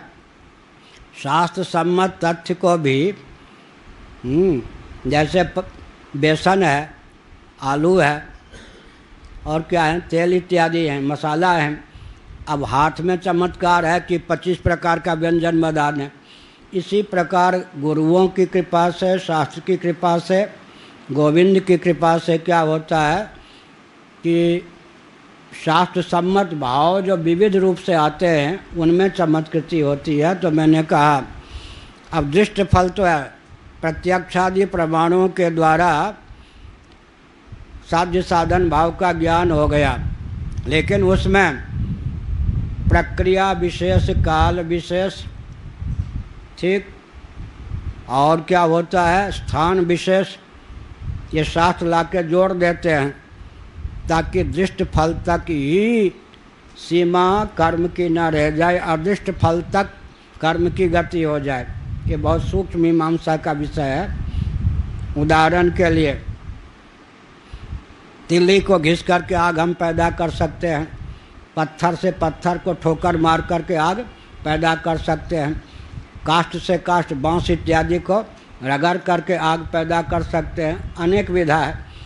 आरसी शीशा के माध्यम से सूर्य की रश्मि से हम आग पैदा कर सकते हैं, उत्पन्न कर सकते हैं। लेकिन अब शास्त्र क्या करता है, जहाँ दृष्ट प्रत्यक्ष प्रमाण के द्वारा या प्रत्यक्षादि प्रमाण के द्वारा साध्य साधन भाव का निर्धारण होता है, वहाँ पर शास्त्र क्या करते हैं, जीव पर कृपा करने के लिए उसको अपूर्व धर्म की ओर ले जाकर रख देते हैं। अब स्थान विशेष माने यज्ञशाला, व्यक्ति विशेष माने शास्त्र सम्मत यजमान, विधि विशेष माने मंत्रादि। अब वस्तु विशेष का अर्थ हो गया शमी का वृक्ष हो, उसमें स्वभाव से बिट के द्वारा पीपल का उदय हो जाए, ऐसे वृक्ष से नीचे ऊपर आग को प्रकट करने के लिए जो सामग्री है, अरणि मंथन कहते हैं ना, एक नीचे का हिस्सा, एक ऊपर का हिस्सा, वो बने। अब फिर उसके माध्यम से अग्नि प्रकट हो, अमुक ढंग से आहुति की जाए। अब आ गया क्या, वेद आ गया अपूर्व के, तब धर्म की निष्पत्ति हो जाएगी। अच्छा, अब कोई शव है, अग्निहोत्र वाली जो आग है उससे उसका दाह हो गया तो धर्म हो गया, अंत्येष्टि संस्कार हो गया। चूल्हे की आग से फूंक दो आजकल, या बिजली के भट्ठी से फूंक दो, वो तो दाह हुआ, संस्कार नहीं हुआ। तो शास्त्र क्या करते हैं, जहाँ प्रत्यक्ष प्रमाण के द्वारा साध्य साधन का निर्धारण हुआ है, वहाँ भी अपूर्व ला करके रख देते हैं। जैसे एक धान है, उसको चावल का रूप देना है, हम नख के द्वारा भी चावल का रूप दे सकते हैं, मुसल के द्वारा भी चावल का रूप दे सकते हैं। तो प्रक्रिया विशेष, स्थान विशेष, काल विशेष, पात्र विशेष को ला करके वेद रख देते हैं। उसी का नाम क्या हो जाता है, वो धर्म। अगर वेद कहीं पर हस्तक्षेप न करें तो प्रत्यक्षादि प्रमाण के द्वारा जो आपस में साध्य साधन भाव या निवार्य निवारक भाव, बाध्य बाधक भाव होता है, वो अपूर्व, क्या मतलब, धर्म न बन सके, वो फिर अर्थ काम तक ही सीमित रहे। यह शास्त्र की, जैसे रागता जो प्राप्त है वो विधेय नहीं होता। कहीं लिखा है शास्त्र में भोजन करना चाहिए, लिखा है क्या? वो जो राग से प्राप्त है। सोना चाहिए, राग से प्राप्त है। विवाह करना चाहिए, लिखा है, राग से प्राप्त है। आहार निद्रा मैथुन, डरना चाहिए, लिखा है। आहार निद्रा भय और मैथुन तो राग से प्राप्त हैं।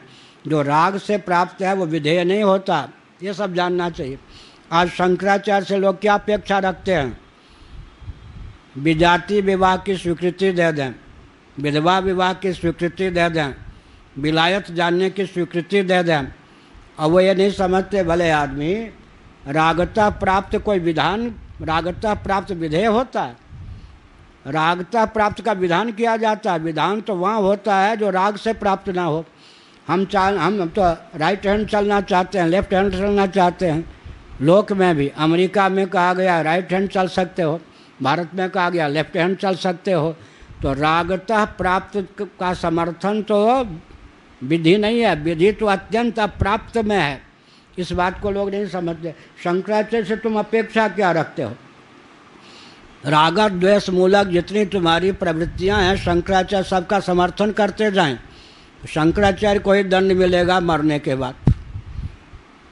धर्म किसको कहते हैं? जो राग से प्राप्त है उसको नियंत्रण करने का मार्ग धर्म अपनाता है, या राग पर मोहर लगाने का मार्ग धर्म लगाता है। ये तो नहीं होगा ना। तो भोजन करना चाहिए, विधि प्राप्त नहीं है, रागता प्राप्त है, स्वारस्य की प्रवृत्ति भोजन में है। अब क्या भोजन करें, कब भोजन करें, कैसे भोजन करें, यहाँ आकर के शास्त्र क्या करते हैं, उस भोजन को धर्म बना देते। ये शास्त्र का नोक। विवाह करना चाहिए, कोई बात जरूरत ही नहीं है, क्योंकि रागता प्राप्त है। अब विवाह में गोत्र का ला के रख दिया, सगोत्र अगोत्र ये सब विधि ला करके रख दी, और ये नारायण रूप हैं, ये लक्ष्मी रूपा है, वहाँ पर उपासना के रख दी है। फिर इनका दायित्व ये है, इनका दायित्व ये है, फिर उनको यज्ञ के साथ जोड़ दिया। तो रागता प्राप्त को धर्म बनाने के लिए क्या क्या विधा है? स्थान विशेष, देश माने स्थान विशेष, काल विशेष, वस्तु विशेष, प्रक्रिया विशेष को जोड़ देते हैं। तो रागता प्राप्त जो जो हमारी चेष्टा है, आहार, वो धर्म बन जाए। निद्रा, अमुक ढंग से सोओ, सूर्योदय से पहले जग जाओ, अगर बीमार नहीं हो, बच्चा नहीं हो, अत्यंत वृद्ध नहीं हो तो दिन में मत सोओ, संध्या के समय मत सोओ। अब क्या हुआ? नींद पर ब्रेक नहीं लगाए, नींद में ला करके विधि, कब सोओ, कब न सोओ, कहाँ सोओ, किस दिशा की ओर सिर करके सोओ, किस दिशा की ओर सिर करके मत सोओ। तो उसमें क्या करते? शास्त्र ला करके हमारी जो स्वारस्य की लौकिकी प्रवृत्ति है, उसमें धीरे धीरे अमुक अमुक स्थल पर देश विशेष, काल विशेष, विधि विशेष, व्यक्ति विशेष को ला करके शास्त्र क्या करते हैं? उन्हीं स्वाभाविक चेष्टा में शोधन करके व्यक्ति के स्वर्ग की प्राप्ति का मार्ग, उत्कर्ष की प्राप्ति का मार्ग प्रशस्त कर देते हैं। और फिर क्या करते? निष्कामता को ले आए तो क्या होते? उन्हीं कर्मों से मोक्ष मार्ग तक पहुंचने की चित्त में क्षमता हो सके, निष्काम भाव से कर्म ला के रख देते हैं। तो यह तो शास्त्र की विशेषता हुई ना। इसीलिए लोक दृष्टि जो बाध्य बाधक भाव, साध्य साधक भाव है, उसमें शास्त्र क्या करते हैं? स्थान विशेष को लेकर, काल विशेष को लेकर, व्यक्ति विशेष को लेकर, विधि विशेष को लेकर उसे अपूर्व की ओर, धर्म की ओर मोड़ देते हैं, ताकि स्वारास्य की या स्वाभाविकी प्रवृत्ति जन्म मृत्यु की अनादि अजस्र परंपरा को पाल के न रखे। अब इस पर कहते हैं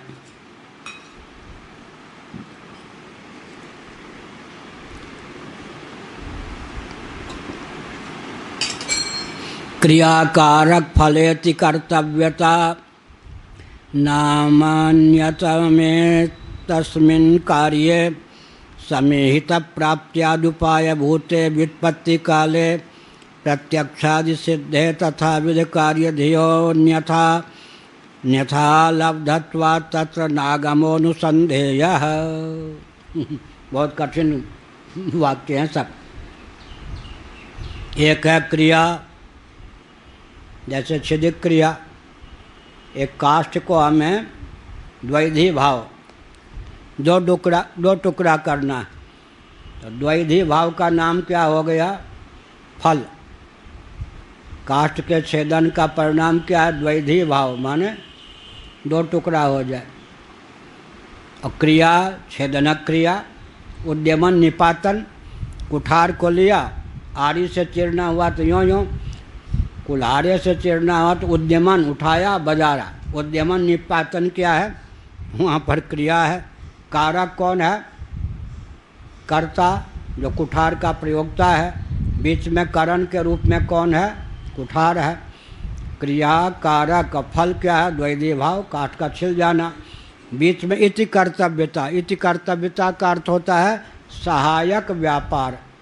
अवान्तर व्यापार का नाम होता है मीमांसा शास्त्र में इति कर्तव्यता। अरे भाई एक ये है लकड़ी, अब आरी से चीरना है, इतना हिस्सा पकड़े रहो, इतना हिस्सा जो पकड़ा साध के रखा कि इधर उधर भगे नहीं, ये क्या हुआ? इति कर्तव्यता माने अवान्तर व्यापार। जिस कार्य की निष्पत्ति के लिए इतर व्यापार भी अपेक्षित है, अवान्तर व्यापार उसका नाम होता है इति कर्तव्यता। सारी जो सृष्टि है उसको वैयाकरणों की दृष्टि से 3 शब्दों में गुम्फित करेंगे तो क्या कहेंगे? क्रियाकारक फल। कहाँ लिखा है? ब्रह्मार्पणम ब्रह्महविर, गीता 4 अध्याय। ब्रह्माग्नौ ब्रह्मणाहुतम ब्रह्मैव तेन गंतव्यम ब्रह्म कर्म समाधिना। इसमें विभक्तियों का प्रयोग हुआ है या नहीं? कोई क्रिया परक है, कोई कारक परक है। अंत में ब्रह्मैव तेन गंतव्यम, ब्रह्म को लक्ष्य बना दिया, फल है। क्रिया कारक फल वैयाकरणों की दृष्टि से समग्र प्रपंच को 3 शब्दों में गुम्फित करना हो, सन्निहित करना हो तो क्रिया कारक फल। यह जगत क्या है? क्रिया कारक फलात्मक है। और वैयाकरणों की दृष्टि से दूसरे शब्दों में बोलना हो तो क्या कहेंगे? नाम रूप कर्मात्मक है।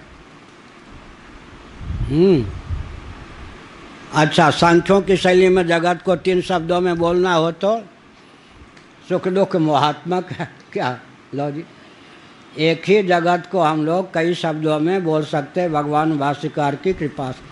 वैयाकरणों के दृष्टि से 3 शब्दों में बोलेंगे तो क्या कहेंगे? क्रिया कारक फलात्मक, या फिर क्या कहेंगे? नाम रूप कर्मात्मक है। सांख्यों के दृष्टि से बोलेंगे तो क्या कहेंगे? सुख दुख मोहात्मक है, माने त्रिगुणात्मक है, यही कहेंगे ना। अच्छा जी, और वेदांत की दृष्टि से बोलना होगा तो भोक्तृभोग भोगात्मक भोग्यात्मक है। क्या? भोक्तृभोग भोग्यात्मक है। भोक्ता भोग और भोग, इसी का नाम तो जगत है। भोक्तृभोग भोग्यात्मक है जगत, ये भी हो गया। अच्छा, 2 शब्दों में ही बोलना हो तो क्या कहेंगे? नाम रूपात्मक जगत है। फिर क्या कहेंगे? कारक और क्रिया कारक फल कहते हैं ना।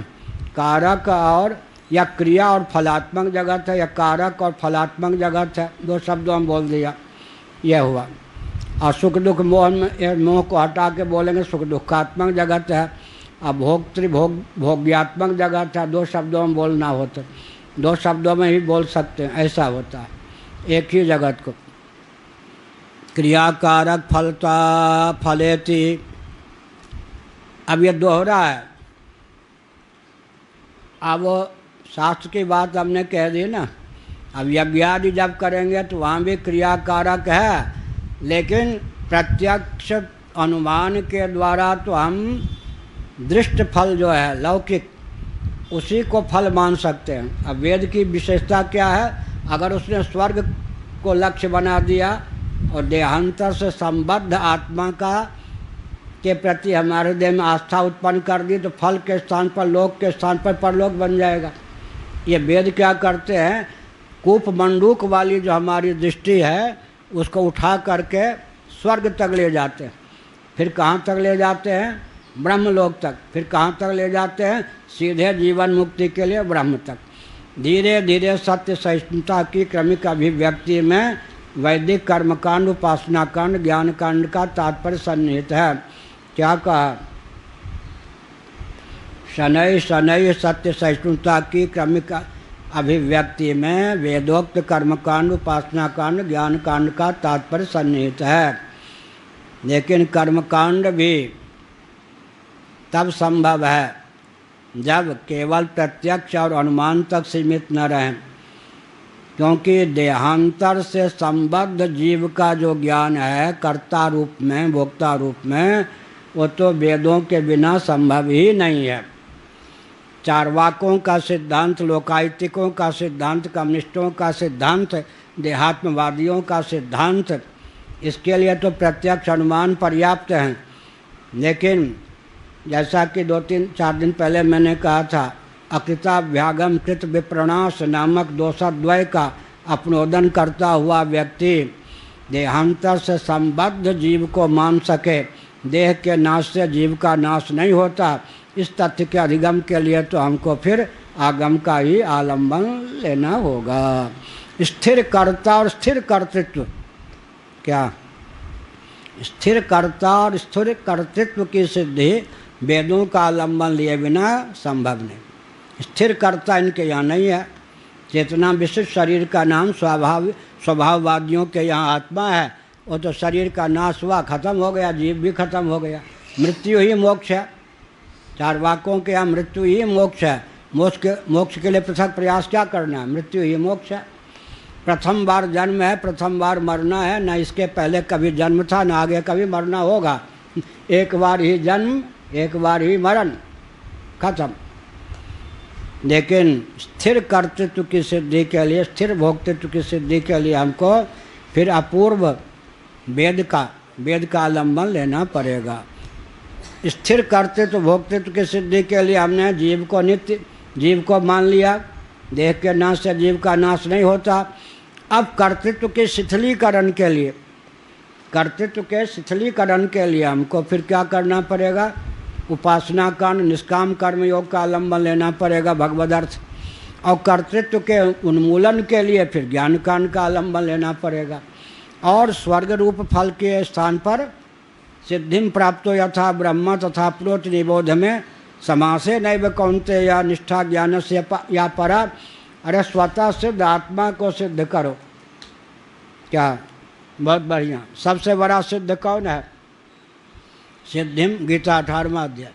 सिद्धिं प्राप्तो यथा ब्रह्म, स्वतः सिद्ध को जो सिद्ध करता है वो सबसे बड़ा सिद्ध हुआ या नहीं?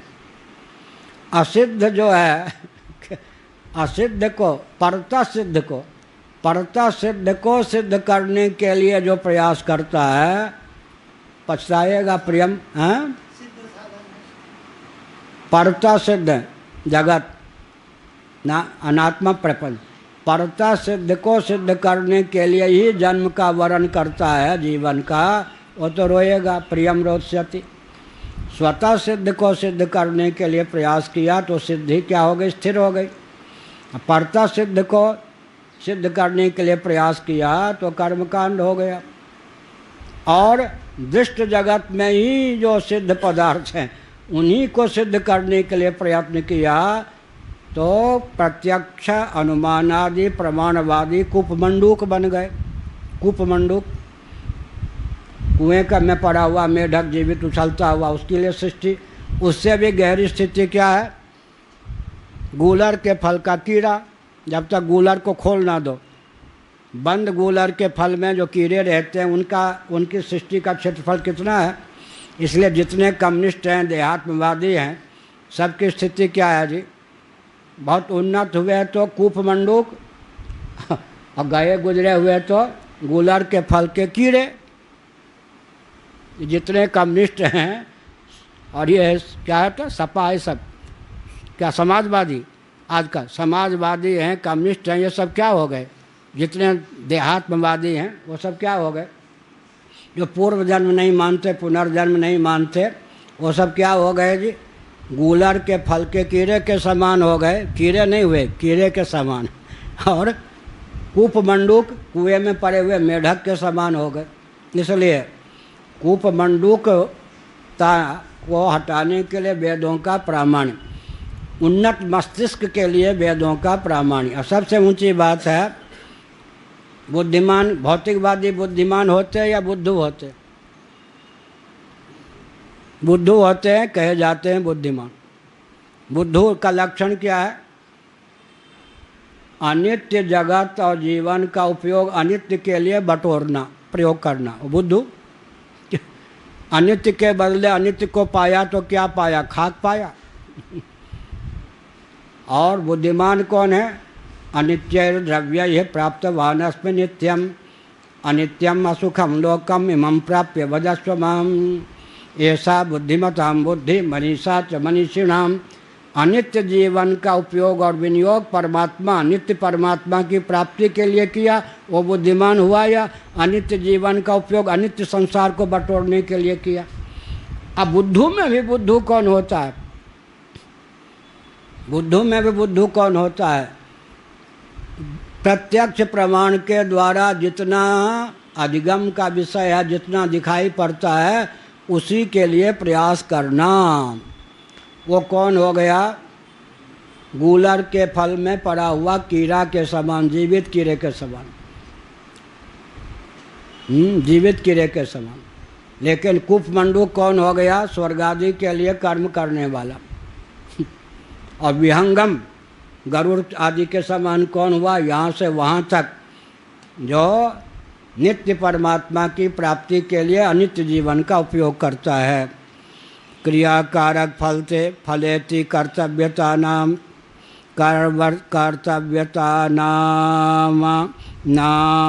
नामन्यतमये तस्मिन् कार्ये समीहित प्राप्त्याद्युपाय भूते व्युत्पत्ति काले प्रत्यक्षादि सिद्धे तथा विध कार्य धियो अन्यथा लब्धत्वात् तत्र न आगमोनुसंधेयः।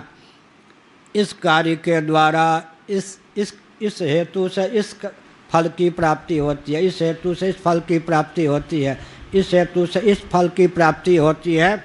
इस प्रकार से जो शक्तिग्रह होता है, व्युत्पत्ति, सप्तिग्रह, संगतिग्रह, शक्तिग्रह होता है। साध साध्यन भाव का जो हमको प्रत्यक्ष प्रमाण के द्वारा ग्रहण होता है। सर्दी लगती है, चलो कंबल ओढ़ लो, अब क्या हो गया? शक्तिग्रह हो गया। फल और सटीक साधन में संबंध का हमको ग्रहण हो गया। इसके द्वारा इसकी सिद्धि, इसके द्वारा इसकी सिद्धि, इसके द्वारा इसकी सिद्धि। साथ ही साथ क्या होता है? व्यवहार में दक्ष कौन होता है? साधक बाधक भाव का जिसको जितना परिज्ञान होगा वो व्यवहार में उतना दक्ष होगा। बोलो भाई, वाक्य बोलो। साधक बाधक भाव का जिसको जितना विशद विज्ञान होगा उतना व्यवहार में दक्ष होगा। तो ये दार्शनिक जो होते हैं ये व्यवहार में बुद्धू नहीं होते, दक्ष होते। आजकल लोग समझते हैं दर्शन पढ़ेंगे तो बुद्धू हो जाएंगे, बड़ी उल्टी बुद्धि। अरे दर्शन नहीं पढ़ोगे तो बुद्धू बने रहोगे, ये नहीं समझते। साधक बाधक भाव, और जितना हमारा व्यवहार है लोक में भी दक्ष कौन होते हैं?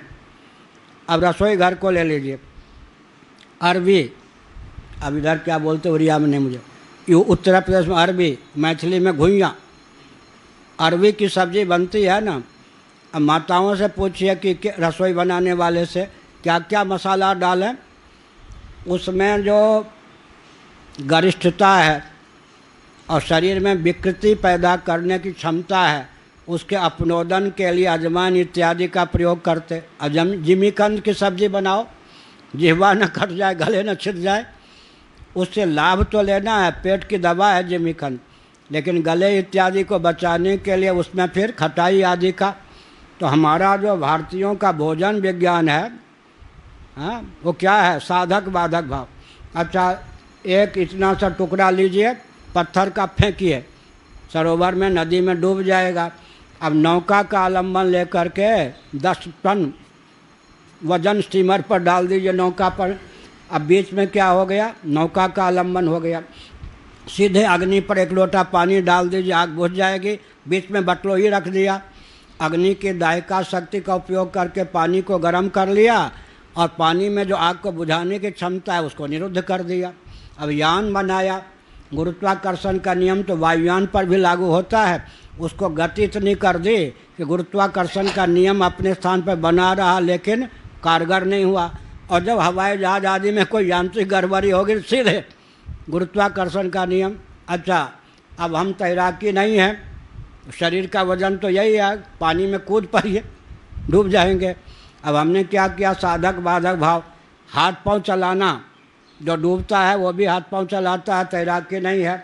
और हम लोग बिना हाथ पांव चलाए एक आधा किलोमीटर तक पद्मासन में भी हम तैरना जानते थे, बिना हाथ पांव चलाए। शवासन में भी 25 प्रकार से तैरने की कला मुझे मालूम थी पहले, अब तो दर्द है और सन्यासी हूँ। तो क्या मतलब हुआ? तैरना भी साधक बाधक भाव है या नहीं? साधक बाधक भाव का जिसको जितना परिज्ञान होगा, जितना व्यवहार में उपयोग करेगा, उतना व्यवहार में दक्ष होगा और दर्शन राज्य में उसका प्रवेश होगा। इसलिए जीवन में साधक बाधक भाव का ज्ञान होना चाहिए। अब वो एक थे अर्थशास्त्र के विशेषज्ञ, एक राजा ने क्या किया, उनको सेनापति बना दिया। एक थे रक्षा विभाग के विशेषज्ञ, उसको क्या कर दिया, अर्थ विभाग दे दिया, राजा के कचूमर दोनों ने निकाल दिया। ईरानी को शिक्षा विभाग दे दो और जोशी जी को दूर कर दो, हो गया। शिक्षा विभाग कहाँ गया? एक विचार की बात है ना। उन्हें एक नाम हमने लिया, उदाहरण लिया, ये भी एक विचित्र बात है ना। सेनाध्यक्ष जो हो सकता है उसको तुम व्यापार का अध्यक्ष दे दो। हमसे कहिए कि आप हारमोनियम पर आइए, हारमोनियम वाले से कहिए ये पुस्तक पकड़ा दीजिए, दोनों की दुर्गति हो गई। हमको हारमोनियम पकड़ा दीजिए, हमारी बोलती बंद, इनको पकड़ा दीजिए, एकदम राग राग निकाल देंगे। ये जानते हैं, तबला हारमोनियम ये सब जानते, पढ़ते भी हैं। हमको हारमोनियम पकड़ा दीजिए, हारमोनियम का दुर्भाग्य मेरा दुर्भाग्य, और केवल हारमोनियम वालों को एकदम पकड़ा दीजिए, बेचारा क्या करेगा। इसीलिए व्यवहार में साधक बाधक भाव का विशेष महत्व है। यह कहते क्रिया कालक फल इति कर्तव्यता, इन चारों का जिनको बोध है वो प्रत्यक्ष अनुमान के धनी व्यक्ति व्यवहार में कुशल होते हैं। इन लौकिक विधा से ही दृष्ट जगत में ही क्रिया कारक फल इति कर्तव्यता का निश्चय वो प्रामाणिक रीति से करके शक्ति ग्रह उनके जीवन में संगति सध जाती है, शक्ति ग्रह सध जाता है। उसमें फिर शास्त्र को प्रत्यक्षादि के द्वारा ही सारा काम सध गया, तो उसमें आगम को लाने की क्या जरूरत है, शास्त्र की कतई आवश्यकता नहीं है।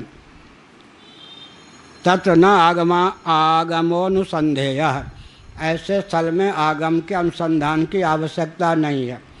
जिस प्रयोजन की सिद्धि शास्त्र के बिना हो ही नहीं सकती, उस प्रयोजन की सिद्धि के लिए तो शास्त्र को मानने की बाध्यता है, विवशता है। वहाँ भी अगर शास्त्र से परहेज करते हैं तो फिर क्या होगा, जीवन में सचमुच का उत्कर्ष नहीं होगा, जीवन में परिष्कार नहीं होगा, शोधन नहीं होगा, और जीवन कुप मंडूकता की सीमा में ही निबद्ध रहेगा। नहीं लोक वेदयो तद भिद्यते। अब कहते हैं घट का अर्थ शक्ति ग्रह को लेकर, घट का अर्थ जो लोक में होगा वही वेद में होगा, उसको लेकर क्या। पट का अर्थ जो लोक में होगा वही वेद में होगा। पट कहने से जिस पदार्थ की सिद्धि लोक में होगी, पट कहने से वैदिक भी कह देंगे शाबाश, वहाँ समर्थन ही कर देंगे। भवन जो शब्द जिस क्षेत्र में जिस अर्थ में प्रयुक्त है, वेद भी उसका समर्थन ही करते, अगर तत्सम हो तो ठीक ही है, ऐसा कर दो। घट माने घट, पट माने पट, शक्ति ग्रहण हो जाता है, ठीक। भूख के निवारण के लिए अन्न, प्यास के निवारण के लिए पानी, शक्ति ग्रह हो जाएगा।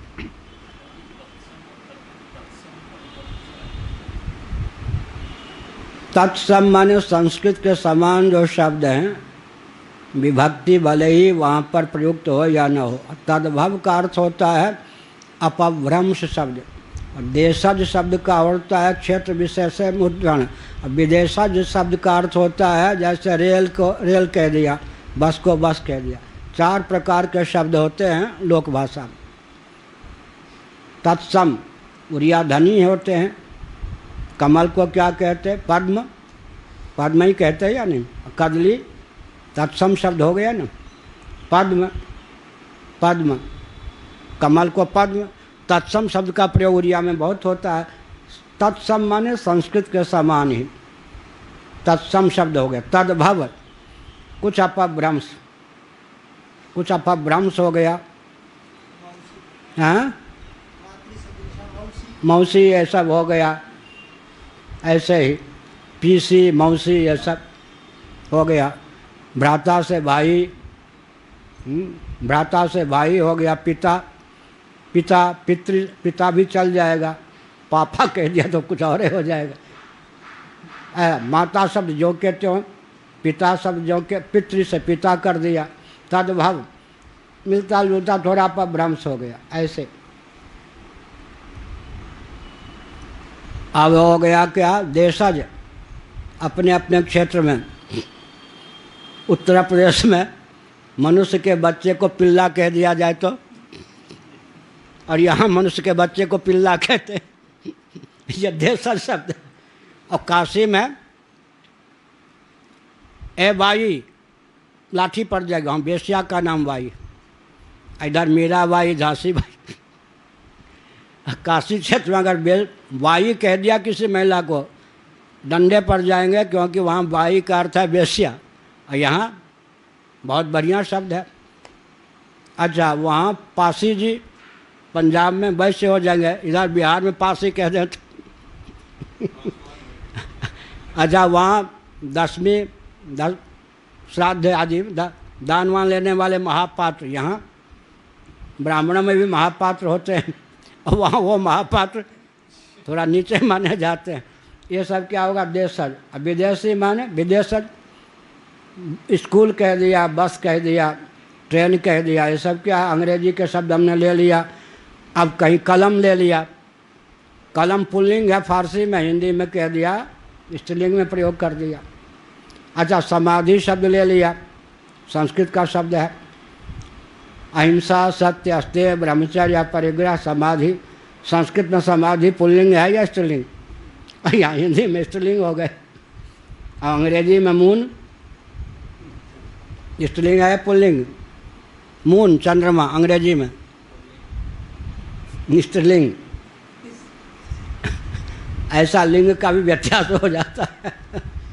ठीक है, ऐसे एक ये हो गया।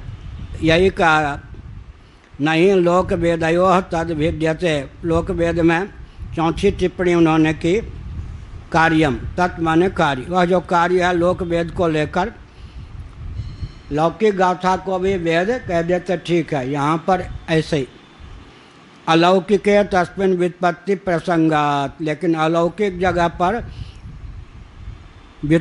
अलौकिक तस्मिन् न व्युत्पत्ति प्रसंगात, ये पर कहते हैं। अलौकिक में फिर क्या होता है, यहाँ जो शक्ति ग्रह प्रत्यक्ष प्रमाण के द्वारा हो जाता है, लेकिन अलौकिक विषय है, वहाँ पर फिर क्या करेंगे। सीधा उदाहरण देते हैं, स्वर्ग कामो यजेत अग्निहोत्रम जुहिया स्वर्ग काम। अब शक्ति ग्रह कैसे बनाएंगे? यहाँ लोक दृष्टि विषय नहीं है ना, साध्य साधन भाव। क्या अग्निहोत्र का फल स्वर्ग, ये तो शास्त्र बतावेगा या और कोई बतावेगा? अलौकिक हो गया ना। अब यहाँ शक्ति ग्रह कैसे होगा?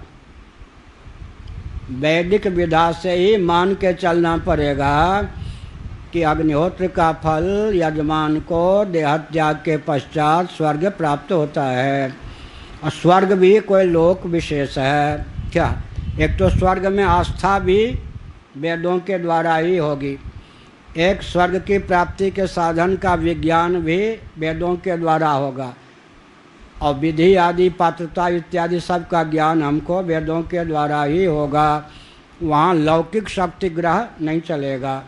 इसी प्रकार से ये है चातुर्मास्य याग विशेष का ज्ञान, उसके फल का ज्ञान। ऐसे ही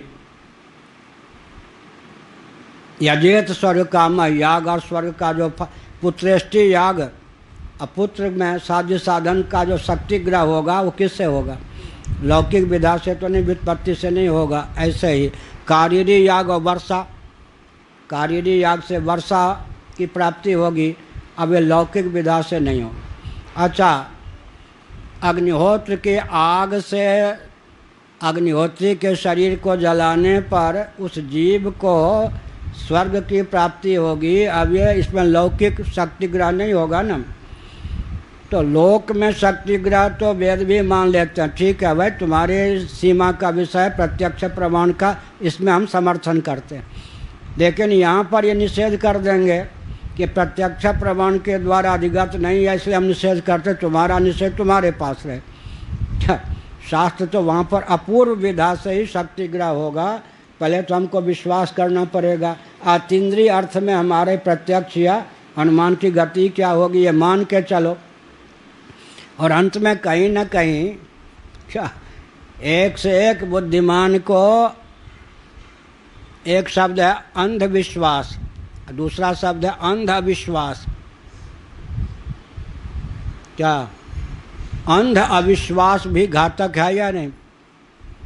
कोई भी चलें, अब आप ले लीजिए वर्णमाला ले लीजिए, सबसे पहले ए ही क्यों, सबसे पहले अ ही क्यों, इसका क्या उत्तर? यहाँ तो आपको विश्वास करना पड़ेगा।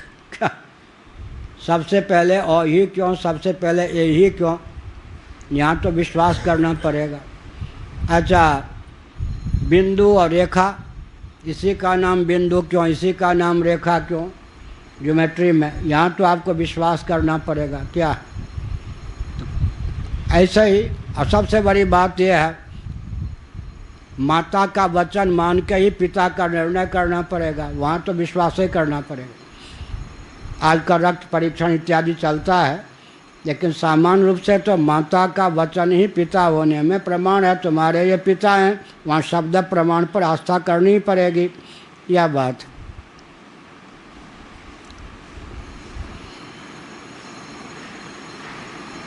न च अव्युत्पन्नानि पदानि बोधकानि अति प्रसंगात।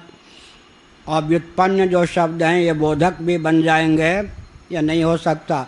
जहाँ शक्तिग्रह है ही नहीं, इन्होंने दिया जवगर आदि शब्दानाम अपि अर्थ प्रत्यायकत्व प्रसंगात। जवगर द, ठीक है जी, अक्षरक्रम कुछ मान लीजिए, जवगर ये सब अक्षर हैं, लेकिन अक्षर का समुदाय शब्द बन जाता है, शब्द का समुदाय वाक्य बन जाता है, वाक्य होता है शक्तिग्रह का नियामक और अर्थ का प्रदायक। ये सब यहाँ लगाएंगे तो जवगर दश क्या लगेगा? कुछ नहीं होगा। यही का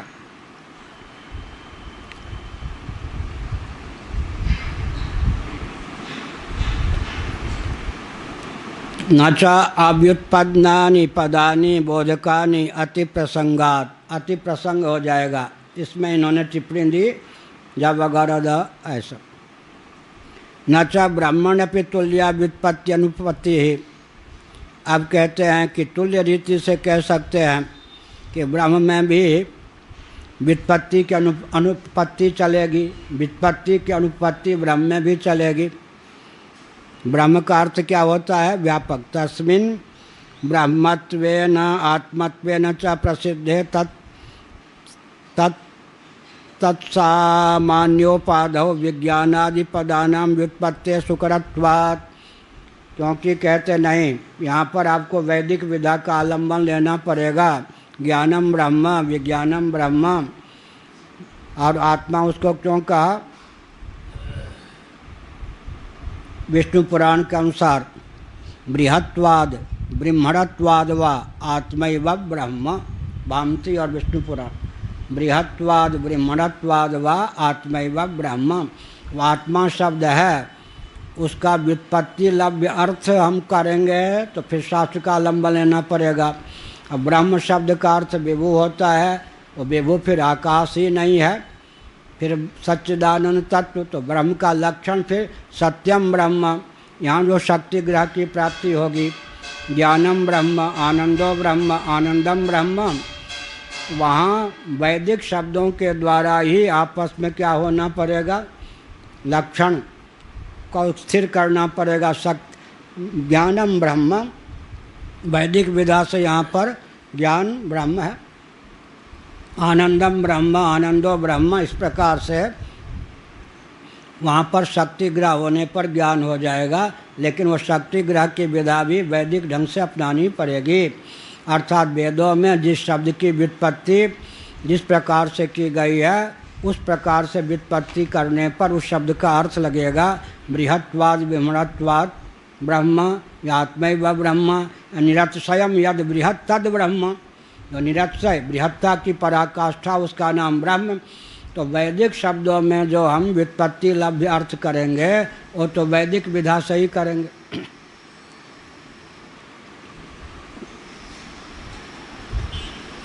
ओम पूर्णमदः पूर्णमिदं पूर्णात् पूर्णमुदच्यते पूर्णस्य पूर्णमादाय पूर्णमेवावशिष्यते। ओम शांति शांति शांति। नामापिते च मधुरं मधुरं स्वरूपं, कर्मापिते च मधुरं मधुरा स्मृतिश्च। बुद्धिं प्रबोधय प्रभो मधुबोध शक्तिं विद्यां प्रयच्छ परमां परिभावयामि। नारायणाखिल गुरो भगवन् नमस्ते, नारायणाखिल गुरो भगवन् नमस्ते, नारायणाखिल गुरो भगवन् नमस्ते। हर हर महादेव।